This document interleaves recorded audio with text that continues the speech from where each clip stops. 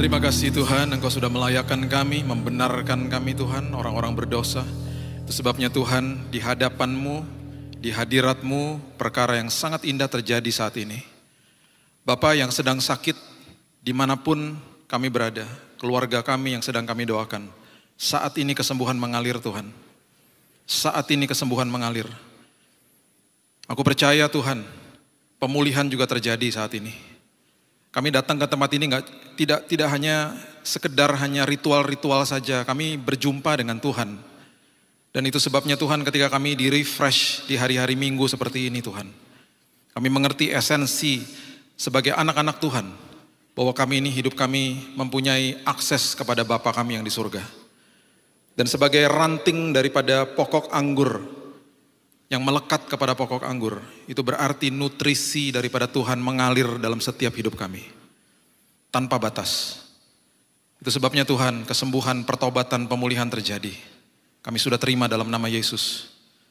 Semua yang hadir pada hari ini Tuhan, dan semua keluarga yang diwakilkan, aku berdoa Tuhan, kehidupan mereka akan terus berjalan dengan Tuhan, dan penuh dengan kesaksian, karena mereka mengalami Kristus dalam hidup mereka.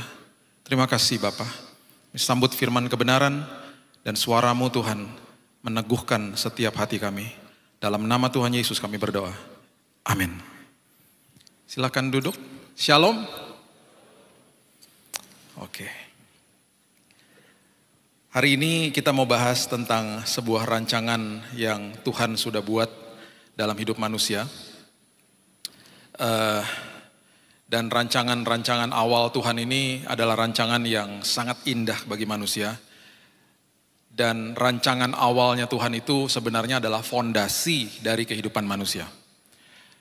Dan saya sudah berkali-kali mengutip beberapa ayat-ayat ini khususnya dari kitab Kejadian yang memang betul-betul memang adalah rancangan awal hidup manusia.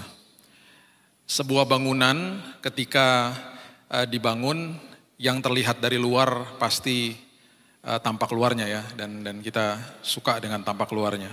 Saya suka lihat gedung, saya sangat enjoy kalau disuruh sama Google lewat Jalan Sudirman di Jakarta, karena kalau ada pilihan gitu ya, terus kadang-kadang istri saya bilang, kalau lewat situ lebih lama 4 menit, gak apa-apa lewat situ aja. Saya suka lihat gedung-gedung dan makin banyak soalnya gedungnya di situ. Dan indah-indah gitu, baru jadi namanya Autograph Tower, 70 sekian meter, 350 atau 380 meter saya lupa, pokoknya gedung tertinggi lah di Indonesia. Indah sekali gitu, dan banyak yang sedang dibangun. Di Surabaya juga saudara mempunyai banyak gedung-gedung yang bagus. Di setiap bangunan itu, yang tidak terlihat adalah fondasinya, yang tidak terlihat adalah rangka di dalam gedung itu. Dan itu adalah kekuatan daripada gedung itu. Dan ketika dibangun, komponen yang terbesar ada di situ. Apalagi kalau gedungnya makin tinggi, dia pasti basement atau fondasinya akan makin dalam ke dalam. Dan itu membutuhkan waktu yang sangat lama. Dan itu adalah rancangan awal Tuhan terhadap kehidupan manusia sebenarnya. Di dalam kitab Kejadian, ada beberapa rancangan-rancangan awal Tuhan, dan seringkali ini hanya sekedar dimutilasi dan ayat-ayatnya, jadi akhirnya kita tidak mengerti secara komplit. Mudah-mudahan ada beberapa poin, mudah-mudahan semuanya kita bisa bahas pada pagi hari ini. Kita buka sama-sama di Kejadian pasal yang pertama, ayat pertama sampai ayat yang keempat. Kejadian pasal yang pertama, ayat pertama sampai ayat yang keempat. Firman Tuhan mengatakan, pada mulanya Allah menciptakan langit dan bumi. Bumi belum berbentuk dan kosong, gelap gulita menutupi samudra raya, dan roh Allah melayang-layang di atas permukaan air. Semua dimulai dari sebuah kegelapan. Kemarin hari Kamis di doa malam kita membahas tentang prinsip daripada tengah malam, the midnight power. Kenapa segala sesuatu dimulai dari gelap? Karena seringkali justru di dalam kegelapan manusia, di titik yang paling parah di depan mata kita, disitulah kasih karunia Tuhan bekerja dengan sangat dahsyat. Dan ini juga dimulai dari sebuah kegelapan yang tidak ada bentuk sebenarnya. Kalau kita membaca kitab Yohanes, dia memulai ayat pertamanya sebenarnya dia mulai dari sebuah kebenaran yang ada sebelum Kejadian 1 ayat yang pertama. Pada mulanya adalah firman. Semua dimulai dari firman. Ya, itu sebabnya kita juga harus mengerti, kemarin juga kita sudah membahas bagaimana sekarang ini kita tidak melihat Tuhan itu atau Yesus itu secara fisik. Itu sebabnya sangat sulit bagi kita untuk selalu didengungkan, ayo percaya, ayo punya iman. Karena kita nggak lihat secara fisik. Yang kita lihat di depan kita adalah masalah, penyakit. Itu yang kita lihat. Dan seringkali kita dikatakan, ayo dong, teguh dong imanmu. Ya susah memang. Dan Yesus tahu, itu sebabnya buka khotbah saya yang dulu, yang namanya perjalanan ke Emmaus. Itu adalah sebuah transisi yang ditulis oleh Dr. Lukas. Ketika dua murid Yesus yang bukan ring satunya, pulang kampung karena sedih. Dan Yesus menampakkan dirinya, dan dia membutakan kedua mata murid itu. Dan mereka tidak tahu itu Yesus yang berjalan dengan mereka. Itu adalah transisi, di mana sebentar lagi dia akan naik ke surga. Menjadi maha hadir ketika dia naik. Karena sebelumnya dia terkurung di dalam casing tubuh manusia. Dan ketika dia jadi maha hadir, betul hadir di semua kehidupan kita, tetapi secara fisik, secara jasmaniah kita nggak bisa lihat. Dan yang kita diminta untuk selalu teguh dalam iman kita hanya diberikan yang namanya the voice, suara daripada Tuhan. Firman Tuhan yang kita dengar dari khotbah demi khotbah. Itu pun juga harus kita pilah-pilah mana yang benar, mana yang tidak. Dari pembacaan firman Tuhan, makanya saya selalu katakan kalau baca firman Tuhan, baca dengan suara yang telinga bisa dengar. Karena iman timbul dari pendengaran akan firman Allah. Kemudian dari kesaksian orang lain, kemudian dari Roh Kudus yang akhirnya kita belajar untuk mendengar suara Roh Kudus, itu pun tidak audible. Itu sebabnya Yesus mengatakan kepada Marta, jangan sibuk. Ayo dong duduk seperti saudarimu ini, Maria. Duduk di kakiku, terus dengar instruksiku. Karena gak ada duanya, dia katakan. 3 hal dia katakan, gak ada duanya ini. Gak ada yang lebih baik daripada ini. Kemudian dia katakan apa lagi? Gak ada yang bisa diambil ketika aku memberikan suaraku kepadamu. Gak bisa dicuri sama iblis, karena ada kekuatan yang luar biasa. Marta mendengar karena sibuk pelayanan. Saya gak katakan pelayanan itu salah. Tapi seringkali kita sibuk, kita hanya mendengar, tidak mendengarkan. Kita hanya hear, kita tidak listen to his word. Kita nggak mendengarkan suara Tuhan.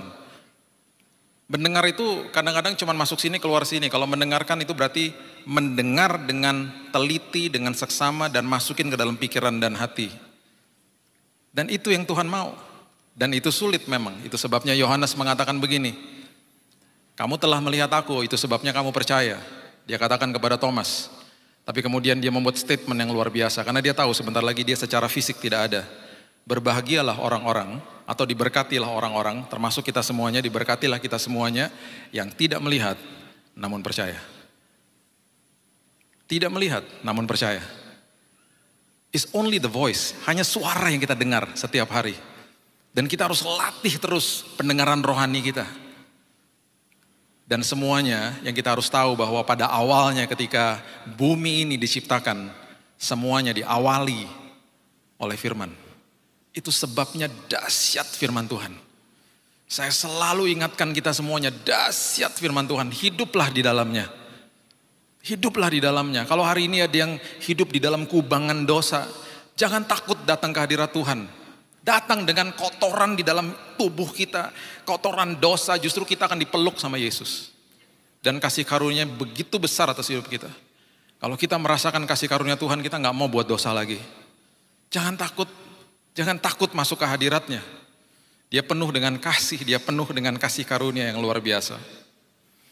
Dan ayat yang ketiga mengatakan, berfirmanlah Allah, jadilah terang, lalu terang itu jadi. Perkataan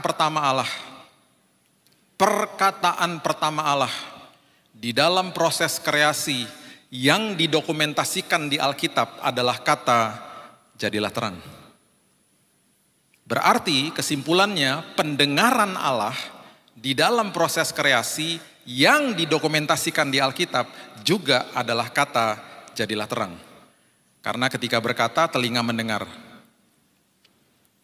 Kemudian ayat yang keempat mengatakan Allah melihat bahwa terang itu baik. lalu dipisahkannya lah terang itu dari gelap.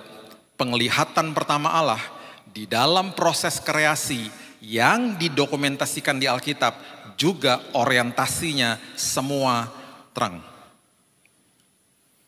Kemarin kita membahas tentang, hari Kamis kita membahas tentang 5 panca indera manusia. Ya, kita memiliki mata, telinga, hidung, kemudian ada lidah dan kulit untuk merasa. Dan dari 5 ini 2 yang sangat peka untuk menyerap informasi, yaitu mata dan telinga.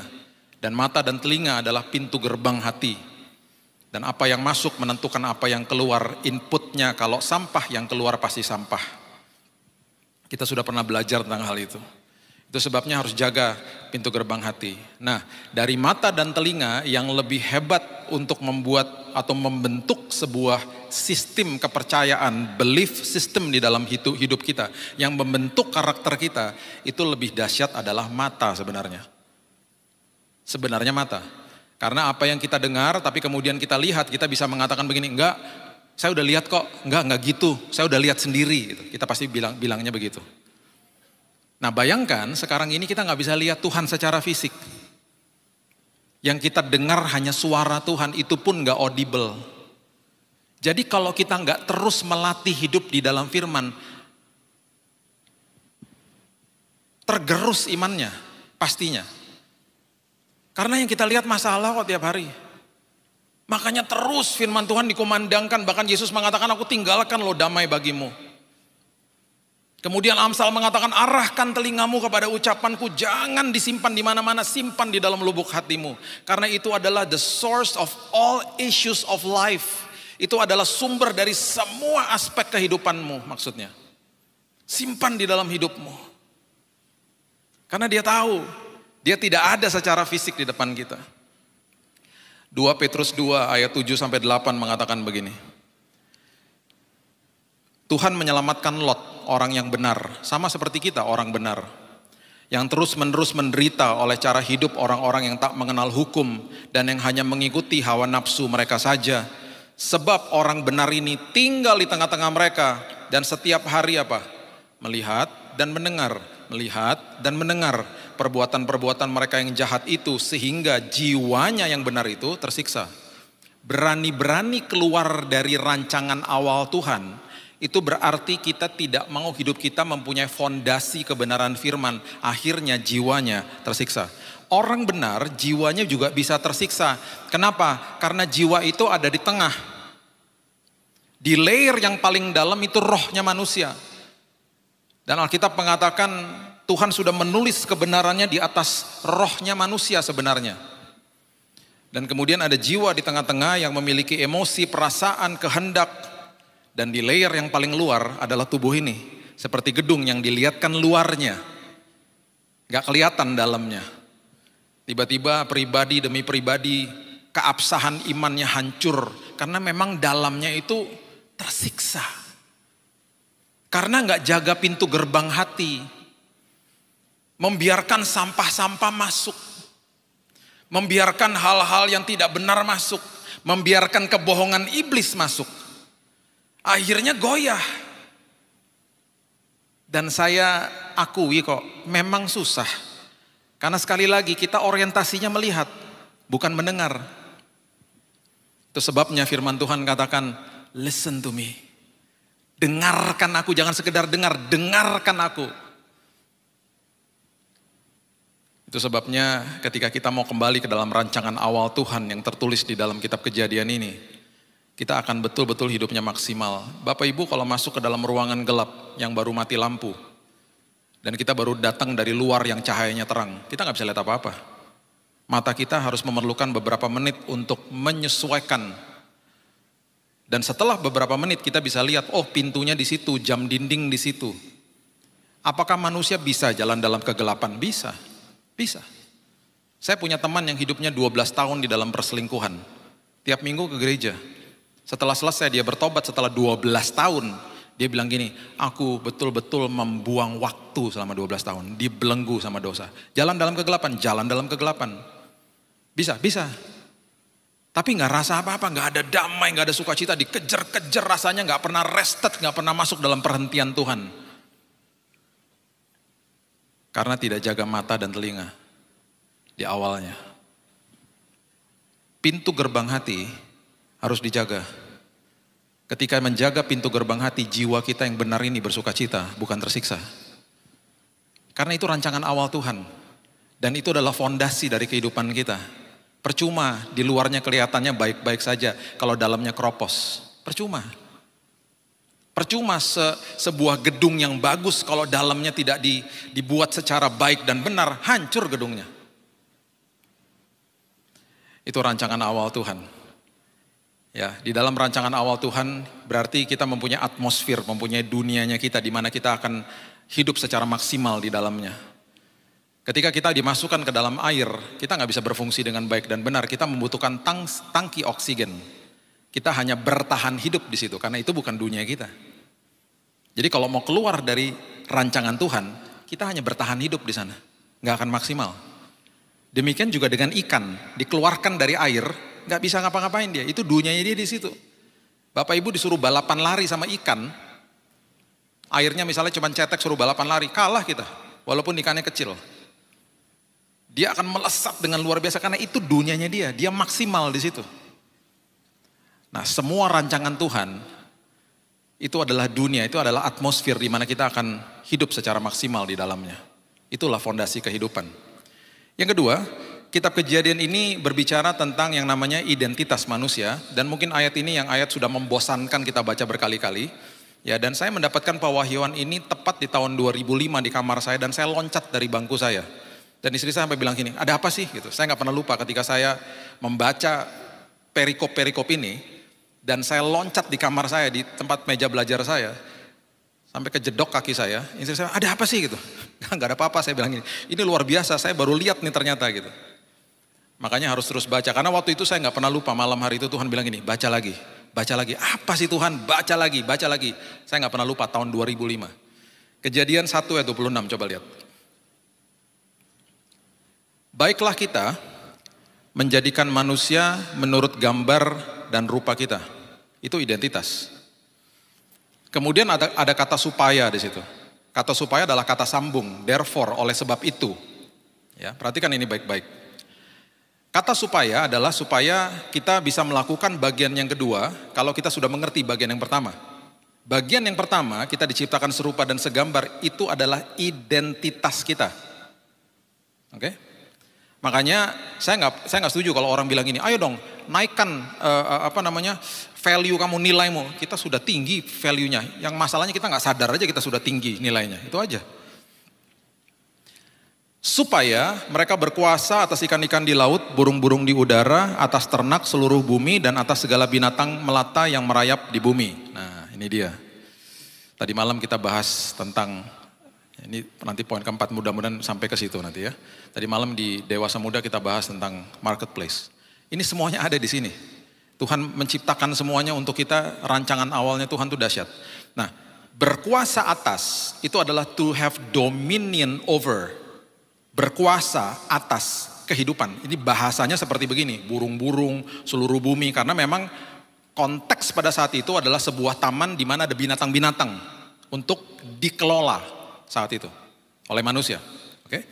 Nah, kalau manusia tidak mengerti identitasnya di dalam Tuhan, betapa besar nilainya dia di dalam Tuhan, dia tidak akan bisa mengelola kehidupan atau berkuasa atas kehidupan. Itu maksudnya. Paham ya? Oke, kita teruskan lagi. Sebaliknya terjadi ketika manusia tidak paham siapa dia di dalam Tuhan. Yang terjadi adalah kehidupan berkuasa atas dia. Orang yang masih minum minuman keras, bahan dasarnya buah-buahan berkuasa atas dia. Kan konyol. Orang-orang yang masih suka kebiasaan dan gak bisa stop dari rokok tanpa dia sadari, tembakau menguasai dia. Nah, tumbuh-tumbuhan menguasai dia. Manusia yang masih berkubang dalam atau hidup di dalam dosa seks, manusia lain berkuasa atas dia. Manusia yang kejar-kejar uang, korupsi, curi dan lain sebagainya, uang berkuasa atas dia. Dan seterusnya dan seterusnya. Akhirnya apa? Ketika tidak mengerti identitas di dalam Tuhan, kehidupan berkuasa atas orang itu. Ayat ini pernah didistorsi sama iblis ketika manusia jatuh dalam dosa. Betul. Itu sebabnya sampai hari ini kita tidak sadar bahwa kebangkitan Kristus dari kematian bukan sekedar memberikan kehidupan kekal dan pengampunan penebusan dosa saja, tetapi semua rancangan-rancangan awal yang ditulis di dalam proses kreasi ini dikembalikan ke dalam tangan kita. Jadi kita harus paham fondasi hidup kita tuh apa gitu. Baca Kejadian 1 dan 2.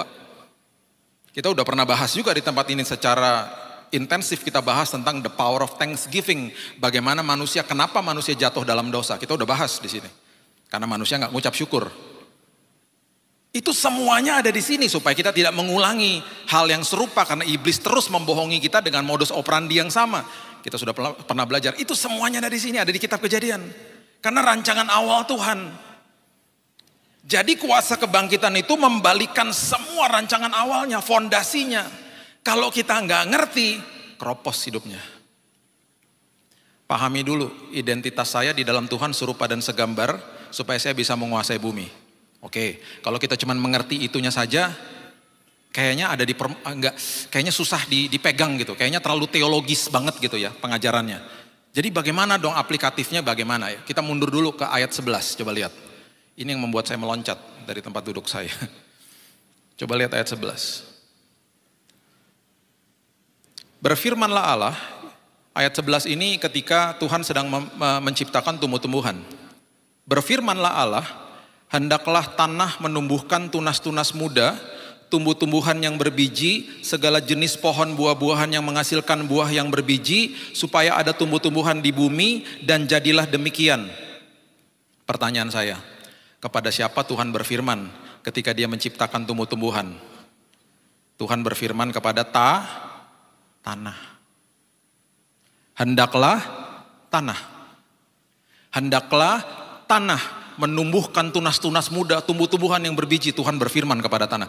Tanah, keluarkan tumbuh-tumbuhan. Wah, itu Tuhan. Berarti sumber daripada tumbuh-tumbuhan adalah tanah. Betul? Ketika kita mencabut tumbuh-tumbuhan dari sumbernya, mati nggak? Mati dong.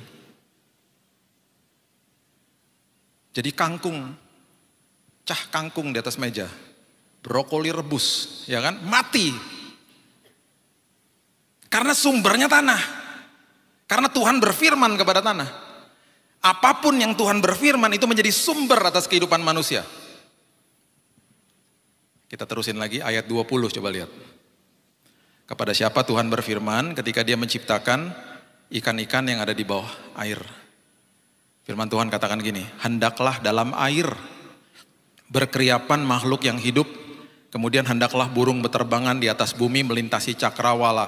Bahasa Inggrisnya dengan lebih jelas mengatakan begini, let the water produce. Tuhan memerintahkan air, supaya air mengeluarkan binatang-binatang yang berkeriapan di bawah air. Itu sebabnya ikan-ikan ini yang ada di bawah air, sumbernya adalah air. Ketika ikan-ikan ini dipisahkan dari airnya, mati nggak? Mati. Jadi gurame bakar, jadi sushi. Saya jadi lapar deh. Saya waktu sakit, ngidamnya gurame bakar. Jadi waktu sudah sembuh makan gurame bakar sampai 2. Oke, ayat 24. Kepada siapa Tuhan berfirman? Sekarang Bapak Ibu sudah mulai mengerti nih konteks-konteksnya. Ayat 24, kepada siapa Tuhan berfirman ketika dia menciptakan binatang melata dan binatang yang ada di atas permukaan bumi. Firman Tuhan katakan begini, hendaklah apa? Bumi. Hendaklah apa? Bumi. Mengeluarkan segala jenis makhluk yang hidup, ternak dan binatang melata dan segala jenis binatang liar, dan jadilah demikian. Tuhan berfirman kepada bumi. Itu sebabnya sumber daripada binatang-binatang melata dan binatang liar adalah bumi. Karena Tuhan berfirman kepada bumi. Berani-berani pisah dari bumi, pisah dari habitatnya, mati nggak? Mati. Mati. Sekarang baca lagi ayat 26 pelan-pelan yang bagian pertama aja. Pertanyaan yang paling penting, kepada siapa Tuhan berfirman ketika dia menciptakan kita semuanya, manusia. Baca pelan-pelan ya. Ayat 26 mengatakan begini. Berfirmanlah Allah, baiklah siapa? Coba katakan dengan keras, baiklah siapa? Kita. Baiklah kita menjadikan manusia menurut gambar dan rupa kita. Ini yang membuat saya loncat dari bangku saya. Tuhan tidak berfirman kepada tanah, Tuhan tidak berfirman kepada air, Tuhan tidak berfirman kepada bumi, Tuhan berfirman kepada dirinya sendiri ketika dia menciptakan saudara dan saya. Itu sebabnya sumber daripada kita bukan tanah, bukan air, bukan bumi, bukan debu. Itu bahan baku yang namanya debu. Sumber daripada kita adalah siapa? Tuhan. Berani-berani pisah dari sumbernya, mati gak? Mati. Itu arti daripada segambar dan serupa. Itu artinya. Jadi ketika kita paham bahwa Tuhan berfirman kepada dirinya sendiri, itulah nilai kita. Betapa tinggi nilai kita. Itu sebabnya saya suka sedih ngelihat orang yang masih mau didistorsi gambar dirinya sama iblis. Makanya timbul sebuah istilah namanya gengsi. Betul? Berusaha membuktikan dirinya sama orang lain, bukan sama Tuhan.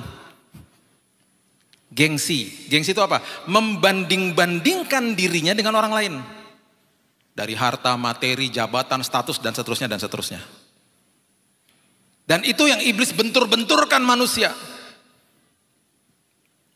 Tahun 2000 ingat ada namanya Nokia Communicator. Bapak Ibu tahu? Yang millennials pasti bingung.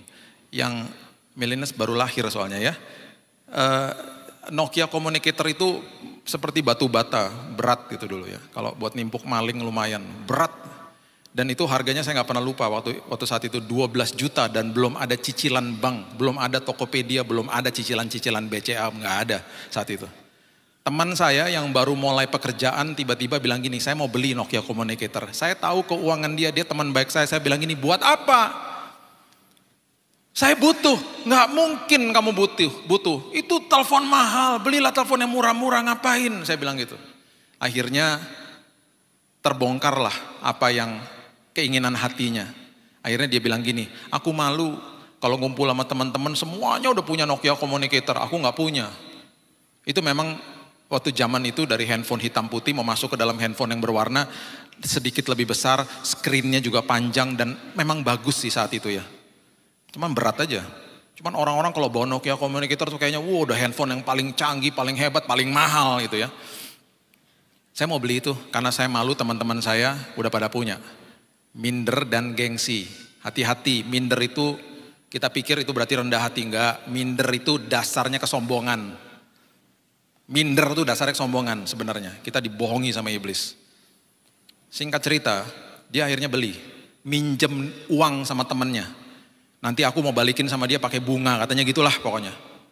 Satu hari kami lagi makan malam, tiba-tiba dia keluarkan Nokia Communicator di atas meja. Di sebelah saya, kaget saya. Udah beli toh? Udah, bagus ya gitu. Memang bagus, dibuka ada dapat SMS gitu, bagus. Belum ada WhatsApp itu waktu saat itu, cuman SMS. Nah waktu dia mau balesin SMS, dia bisikin saya. Bro, pinjam HP-mu boleh? Kenapa? Aku mau balesin SMS. Nah, kenapa HP barumu? Gak ada pulsa. Lah gimana? Ingat gak saat-saat awal-awal tahun 2000 tuh suka ada yang jualan pulsa di mana-mana ya. Di depan restoran tuh ada meja, orang lagi jualan pulsa 100.000 biasanya kan gitu harganya. Saya bilang sama dia, kamu beli aja pulsa di sana 100.000. Tahu dia bilang apa? Gak punya uang. Saya bisikin lagi, punya HP 12 juta, 100.000 gak punya? Gak punya. Pinjem HP saya, balesin SMS di bawah meja. Karena malu, teman-temannya semua di depan dia. HP mahal sengaja ditaruh di atas meja supaya show off, kasih tahu teman-temannya. Tapi pulsa nggak ada. Geng, sih. Gambar dirinya didistorsi sama iblis. Itu contoh-contoh seperti begitu, hati-hati. Kalau ada yang masih gengsi, bilang sama Tuhan, Tuhan angkat ini semuanya. Saya selama 24 tahun pelayanan nggak pernah ada orang datang ke saya. Orang datang ke saya bilang minta doain ini, itu, semuanya biasa. Nggak pernah ada orang datang ke saya ngomong gini, Pak doain Pak, kenapa? Saya gengsi, nggak ada. Nggak ada orang gengsi minta didoain karena dia juga gengsi minta didoain bahwa dia gengsi. Bingung kan? Nggak ada. Teman saya datang kita ke hotel Grand Hyatt di Jakarta, wah mewah hotelnya. Itu awal-awal tahun 2000. Mau datang ke pernikahan teman, pakai mobilnya dia, Verosa butut. Sampai di lobi, udah waktu, udah telat. Saya bilang gini, bro, udahlah, vale aja. Nah saat itu orang-orang dari pesta perkawinan sudah tunggu di lobi, di depan, di luar itu lagi nunggu-nunggu mobil vale, mobil supirnya datang gitu kan. Wah itu semuanya ya dandan semua lah orang dari pesta perkawinan kok. Saya bilang sama teman saya, udah vale aja di sini, kita stop di sini. Gak mau, kenapa? Enak aja. Lah kenapa? Kamu udah nikah enak. Aku kan masih single, masih jomblo. Keluar dari mobil butut begini, pasaranku jatuh loh. Lah, kamu lihat tuh cewek-cewek cantik-cantik di situ di depan lobi, nggak mau, parkir basement aja. Gengsi. Gengsi. Hati-hati. Saya datang ke alumni SMA saya, reuni malam-malam di tengah kota di Jakarta, hari kerja. Saya naik ojek karena mau cepat. Jakarta naik mobil jam 7 malam hari kerja waktu zaman sebelum pandemi, sekarang juga udah mulai macet sih. Ya macet lah, gak ketemu on time nanti. Naik ojek, saya bilang sama supir ojek saya, tungguin mas. Aku kasih dia 50.000, tungguin. Ini uang makan sekalian tungguin aku. Sampai ke tempat reuni mobil mewah di depan semuanya. Saya dalam hati gini, hebat juga teman-teman saya ini. Masuk ke dalam tukar-tukaran kartu nama, saya gak punya kartu nama. Kartu namanya CEO lah, owner lah, apalah segala macam. Tiba-tiba teman saya bisikin saya, bro jangan percaya bro, itu mobil-mobil di depan pinjaman semua. Atau gak sewaan. Lah, itu kartu nama juga banyak yang bodong, itu bohong itu mereka. Yang bener iya. Selesai acara semua nungguin mobil mewah di lobi, cuman saya nungguin ojek. Mas udah mas gitu, naik apa kamu mobil? Ojek. Di depan semua teman-teman saya pakai helm, naik ojek, 1 jam sampai rumah, pegel-pegel badan-badan. Di tengah jalan saya bilang gini sama Tuhan, Tuhan merdeka banget ya Tuhan. Aku gak rasa minder, gak rasa apa-apa, seneng-seneng aja tuh. Kenapa? Karena serupa dan segambar seperti Tuhan. Serupa dan segambar seperti Tuhan. Gak usah buktiin diri sama orang lain. Buktikan dirimu sama Tuhan. Karena sumber saya adalah Tuhan. Dia berfirman kepada dirinya sendiri. Yang ketiga ayat 29. Rancangan awal Tuhan, provisi kehidupan kebutuhan kita sudah dicukupkan sejak awalnya. Ayat 29 mengatakan begini. Berfirmanlah Allah, lihatlah aku memberikan kepadamu segala tumbuh-tumbuhan yang berbiji di seluruh bumi. Dan segala pohon-pohonan yang buahnya berbiji, itulah akan menjadi makananmu. Dijamin provisi sama Tuhan. Ingat Bapak Ibu, di ayat ini ada kata biji diucapkan sampai 2 kali. Biji, di dalam semua yang Tuhan titipkan dalam hidup kita, itu ada unsur bijinya. Biji bukan untuk dinikmati, untuk ditabur. Ada 3 komponen terbesar yang Tuhan titipkan dalam hidup manusia dan sering kali manusia hitung-hitungan sama Tuhan. Apa itu? Uang, waktu, dan talenta. Dan sering kali Tuhan bilang gini, bagikan, share. Enak aja Tuhan, ini kan punya saya. Bukan, itu titipan Tuhan. Dan selalu ada unsur bijinya. Biji untuk ditabur. Tetapi provisi Tuhan itu cukup bagi kita. Diperjelas sama Yesus. Aku pokok anggur, kamu rantingnya. Bapakku adalah pengusahanya.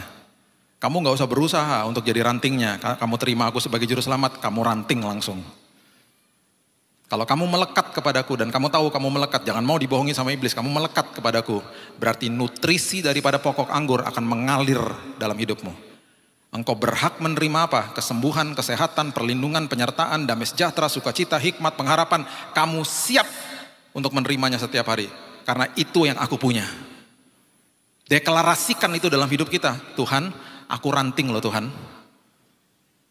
Aku terima loh kesembuhan, aku terima loh Tuhan kesehatan. Karena aku ranting loh, aku melekat kepada pokok anggur. Dan apa yang kau punya mengalir untuk hidupku hari ini dalam nama Yesus. Provisi Tuhan selalu cukup. Itu sebabnya dia katakan, Yesus mengatakan sendiri, Matius 6 ayat 31, janganlah khawatir.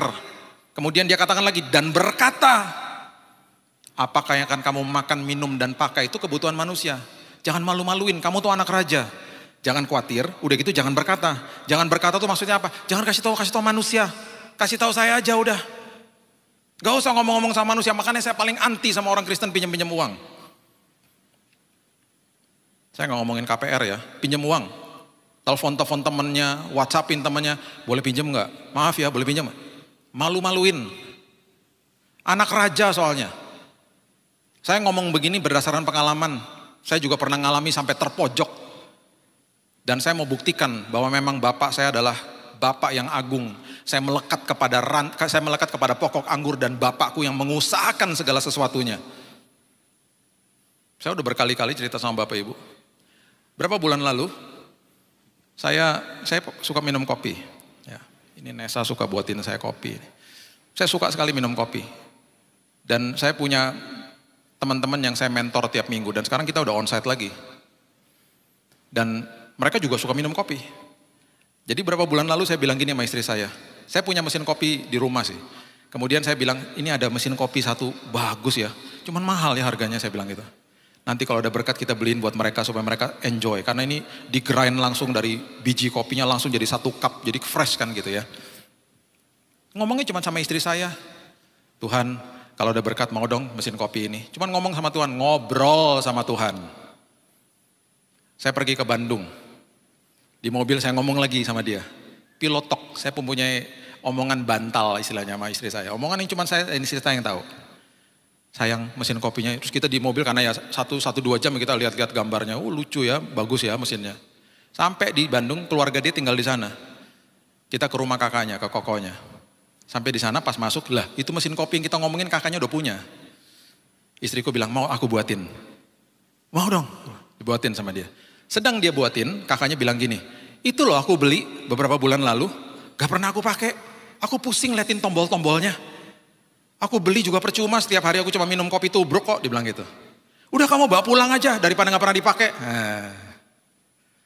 Pergi ke Bandung ngomongin mesin kopi, pulang dari Bandung bawa mesin kopi yang saya omongin persis.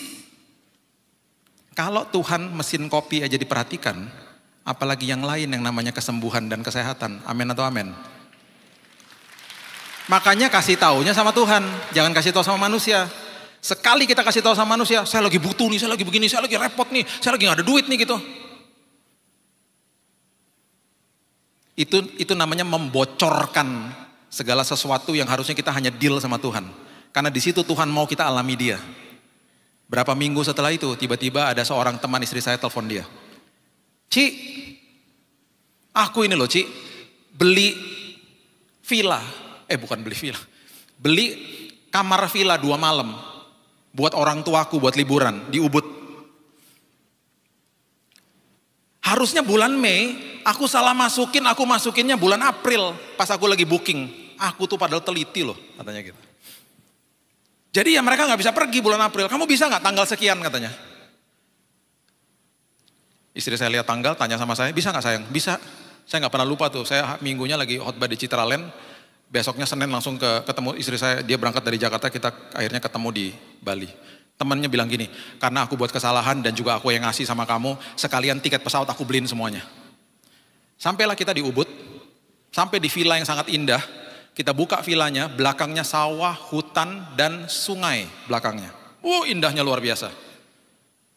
Lagi duduk di situ, istri saya tiba-tiba langsung nangis. Kenapa sayang? Kamu gak suka tempatnya? Ngeri ya, saya bilang gitu. Bukan katanya. Baru 2 minggu lalu aku ngomong sama Tuhan. Tuhan, pengen deh Tuhan ke sebuah tempat yang belakangnya sawah. Cuman sawah tok ngomongnya gitu. Sama suamiku berdua aja. Kan kita udah sibuk nih Tuhan. Udah balik sibuk lagi. Pengen cuman liburan berapa hari aja Tuhan, refreshing gitu. Kok bisa ya? Kamu aja gak aku kasih tahu loh. Tuhan kasih bukan sekedar sawah. Dikasih hutan. Dikasih sungai bahkan di belakangnya.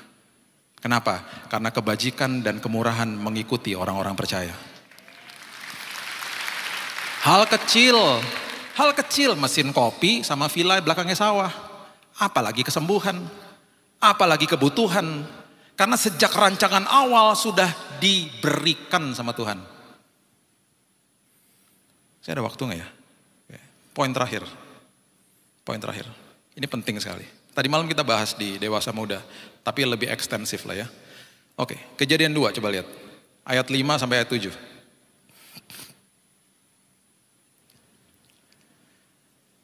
Perhatikan ini, belum ada semak apapun di bumi, belum timbul tumbuh-tumbuhan apapun di padang, sebab Tuhan Allah belum menurunkan hujan ke bumi, dan belum ada orang untuk mengusahakan tanah itu. Belum ada semak apapun di bumi, belum timbul tumbuh-tumbuhan di padang, sebab Tuhan Allah belum menurunkan hujan ke bumi, karena belum ada orang, belum ada manusianya untuk mengusahakan tanah.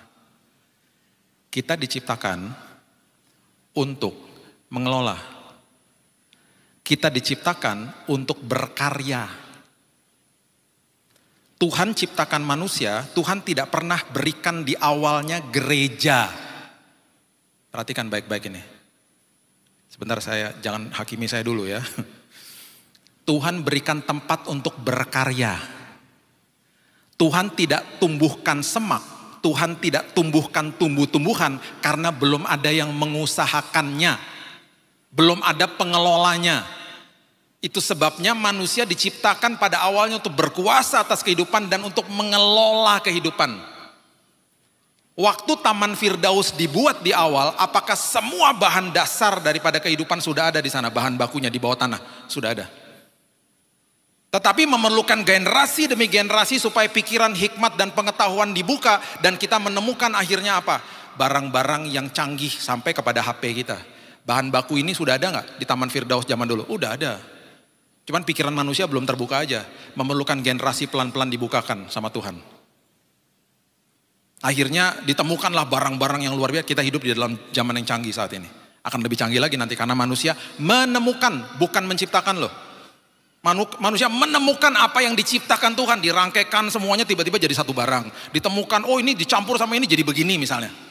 Itu manusia discover, makanya ada channel Discovery. Manusia discover, menemukan sesuatu. Semak itu adalah sesuatu yang menggambarkan sebuah ketidakberesan. Itu harus dikelola. Tumbuh-tumbuhan sesuatu yang indah, yang harus diperindah. Dibuat makin indah sama manusia. Oke? Bagian yang terakhir, coba lihat. Kejadian 2 ayat 15 sampai 18. Jadi begini Bapak Ibu, ya. Begini. Karena Tuhan sudah ada di tempat berkaryanya manusia, ya, itu sebabnya tempat kita bekerja, berkarya. Besok kalau kita masuk ke tempat kantor kita atau tempat usaha kita, itu ada hadirat Tuhan di situ. Ladang misinya manusia, saya ulang ya, ladang misinya manusia bukan pergi ke pelosok-pelosok. Seperti yang kita didengungkan bergenerasi demi generasi. Betul, itu salah satunya, betul. Tapi ladang yang paling sering kita ada di dalamnya, 70% dari hidup kita, itu tempat pekerjaan kita. Itu ladang misi kita dan sejak awalnya Tuhan sudah menciptakan ini diberikan kepada manusia. Dan jangan pernah berkata bahwa saya udah nyembah Tuhan di dalam gedung gereja, kalau besok masuk kantor itu tempat yang betul-betul berbeda. Dunia yang berbeda bagi saya. Salah. Saya menerima kebenaran firman Tuhan hari ini, saya di-refresh supaya besok ketika saya masuk ke tempat pekerjaan saya, itu saya beribadah di sana dan saya menyembah Tuhan justru di tempat itu. Dengan menjadi pilarnya Tuhan, membangun orang-orang yang ada di sekeliling saya dan orang-orang yang kerja sama saya itu adalah audiens saya yang tidak akan pernah pergi kemana-mana. Saya akan tabur firman Tuhan dari perkataan, dari tindakan saya setiap hari karena itu ladang misi saya. Karena sejak awalnya Tuhan menciptakan itu bagi saya. Tuhan mengambil manusia itu, ayat 15, ini terakhir ya. Menempatkan dalam Taman Eden, itu adalah hadirat Tuhan. Menempatkan dalam Taman Eden, untuk mengusahakan dan memelihara taman itu. Manusia itu adalah pria. Manusia itu adalah pria. Pria ditempatkan di dalam hadirat Tuhan. Itu fungsi pria. Kemudian setelah ada hadirat Tuhan, dia diminta untuk mengusahakan dan memelihara taman itu. Itu fungsi yang kedua. Berarti penyembahan kita bukan sekedar hanya angkat tangan berdoa di dalam gereja saja. Bukan, itu hanya ekspresi kecil di dalam kehidupan kita satu minggu. Kita di-refresh di sini, betul itu penyembahan kepada Tuhan, itu bentuk ekspresi kita. Tapi ketika besok masuk ke dalam tempat pekerjaan, itu penyembahan yang luar biasa terjadi di sana. Manusia itu, pria itu diciptakan di dalam hadirat Tuhan, itu arti Eden. Dan kemudian dia diciptakan untuk memelihara taman itu, untuk bekerja dan berkarya untuk Tuhan. Yang ketiga diciptakan ayat 17 dikatakan, ayat 16 mengatakan Tuhan Allah memberi perintah ini kepada manusia, semua pohon dalam taman ini boleh kau makan buahnya dengan bebas. Pohon pengetahuan tentang yang baik dan jahat itu jangan kau makan buahnya. Dan sebab pada hari engkau memakannya pastilah engkau mati. Fungsi yang ketiga yang diberikan kepada setiap pria, diberikan instruksi firman Tuhan yang harus kita pegang untuk nanti kita ajarkan kepada istri dan anak-anak kita dan generasi berikutnya. Dan yang terakhir ayat 18, firman Tuhan katakan begini. Tidak baik kalau manusia itu seorang diri saja. Aku akan menjadikan penolong baginya yang sepadan dengan dia. Berarti seorang wanita yang paham tentang prinsip ini. Jadi jangan pernah memutilasi ayat dan datang ke hamba Tuhan atau datang ke dalam calon pasangan hidupmu. Kata firman Tuhan, gak baik kalau seorang diri. Ada loh tertulis di Kejadian 2 ayat 18, segera menikah sama saya. Pas calon pasangan ini, oh iya benar ya, hamba Tuhannya juga karena gak mudeng. Iya benar juga ya, ayo segera menikah deh. Ngawur, itu namanya mutilasi ayat. Di ayat 18, kata yang paling penting adalah kata itu. Pria diciptakan harus ada dalam hadirat Tuhan. Pria diciptakan untuk mengerti bahwa dia harus berkarya untuk Tuhan. Pria diciptakan untuk mengerti firman Tuhan dan diajarkan kepada keluarganya. Pria seperti itu maksudnya, ayat 18. Tidak baik kalau manusia atau pria itu seorang diri saja. Jadi kalau ada pria-pria datang kepada wanita-wanita yang ada di tempat ini yang masih jomblo atau datang kepada calon mertua ke rumah, Om mau menikah sama anak Om. Bapak-bapak ya atau wanita-wanita tanya gini sama calonnya. Udah dalam hadirat Tuhan? Oh ya belum. Baru mau nih. Udah berkarya, udah bekerja. Udah ngerti purpose tujuan hidupmu. Lagi cari-cari Om. Kamu ngerti firman Tuhan untuk nanti diajarkan kepada anak saya dan anak-anaknya. Oh ya baru belajar Om. Baru mau daftar ikut FA Om. Nah, karena kamu tidak ada dalam hadirat Tuhan, kamu belum berkarya, kamu gak ngerti firman Tuhan, lebih baik kamu seorang diri. Puji Tuhan. Goodbye. Paham? Tetapi sebaliknya, kamu ada dalam hadirat Tuhan. Ada Om. Saya melekat kepada Tuhan Om. Kamu udah berkarya, udah Om. Udah dengerin khotbahnya Pak Billy, udah berkarya Om. Ngerti tujuan hidup saya Om. Kamu ngerti firman Tuhan? Om, ketua FA Om. Ketua FA Om, udah lama Om, 15 tahun Om. Nah, karena kamu masuk dalam kriteria itu, kamu betul-betul tidak baik untuk seorang diri. Segera menikah sama anak saya. Itu maksudnya. Besok masuk ke tempat usaha kita, jangan kejar gaji. Kejar rencana Tuhan dalam hidupmu. Itu ladang misimu. Karena Tuhan hadir di situ. 70% dari kehidupan kita ada di situ. Ya, masuk besok pagi dengan hati yang luar biasa. Kalau nggak ngerti prinsip Tuhan, kita akan bilang gini, I hate Monday. Besok kita bangun pagi, I love Monday. Karena aku masuk ke dalam ladang misi. Dan disinilah aku akan bagikan firman Tuhan kepada yang bekerja dengan aku. Berikan tepuk tangan kita untuk Tuhan kita. Bapak terima kasih, hamba-Mu stop sampai di sini ya Tuhan. Semua dasar daripada kehidupan ini yang kami bahas dari kitab Kejadian ini, Tuhan sudah letakkan kembali dalam hidup kami. Kami butuh untuk mengerti ini dengan baik dan benar. Dan ini menjadi landasan dari kehidupan kami. Baik itu dari panca indera kami, identitas kami, provisi daripada Tuhan, dan juga purpose dan tujuan Tuhan dalam hidup kami. Bahwa kami dipanggil untuk ada di marketplace, di tempat usaha pekerjaan kami, disitulah kami harus berdampak secara luar biasa. Hari Minggu kami datang di recharge sama Tuhan, saling mengingatkan sesama orang percaya, untuk datang FA, untuk saling menguatkan, saling mendoakan. Besok ketika kami kembali ke dalam tempat pekerjaan kami Tuhan, itu ladang misi kami. Apa yang kami belajar di hari Minggu kami akan lakukan di hari Senin sampai hari Jumat kami. Meteraikan firman ini ya Tuhan, karena di dalam landasan yang kuat, terbentuklah kehidupan yang kuat. Di dalam nama Tuhan Yesus, kami sudah berdoa dan sudah menerima firman kehidupan. Kita sama-sama katakan, amin.